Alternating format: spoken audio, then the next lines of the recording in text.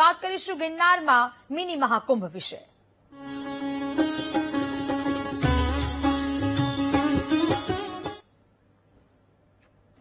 આજથી જૂનાગઢના મહાશિવરાત્રીના મેળાનો પ્રારંભ થયો છે। આગામી 5 દિવસ સુધી જૂનાગઢમાં ભક્તિમય વાતાવરણ છવાશે।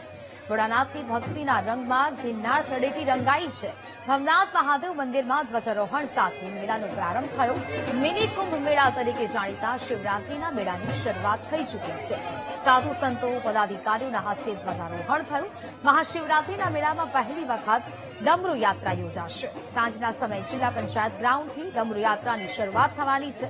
નાયબ મુખ્યમંત્રી હર્ષ સંઘવી પણ ડમરૂ યાત્રામાં સામેલ થવાના છે, જેમાં ભવનાથ મહાદેવ મંદિરમાં મહાઆરતીનું વિશેષ આયોજન કરાયું છે।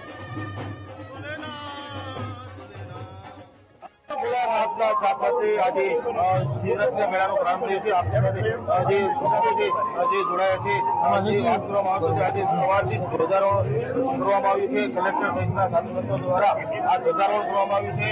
મંદિરને શણગાર કરવામાં આવ્યો છે। આનો મેળામણો ઉમટી પડ્યો છે। હર હર ભોલેનાથ ઉમટી પડ્યા છે। આપણી સાથે અહીંના શ્રદ્ધાળુઓ છે, એની સાથે વાત કરવાનો ક્યાંથી આવો છો, કેવો માહોલ છે? મારું નામ સાગર કટારિયા છે અને હું જૂનાગઢનો જ રહેવાસી છું।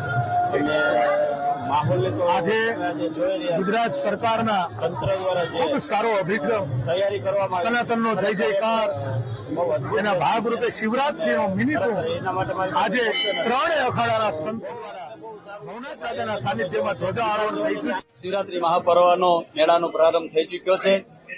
ભવનાથ મહાદેવમાં ધ્વજારોહણ પણ થયું છે। ત્યારબાદ શ્રીપંત દશનામ જૂના અખાડા, હવાના અખાડા અને અગ્નિ અખાડા ત્રણેય અખાડાઓમાં પણ ધ્વજારોહણ થયું અને ત્યારબાદ અન્નક્ષેત્રો પણ આજથી શરૂ થઈ ગયા છે।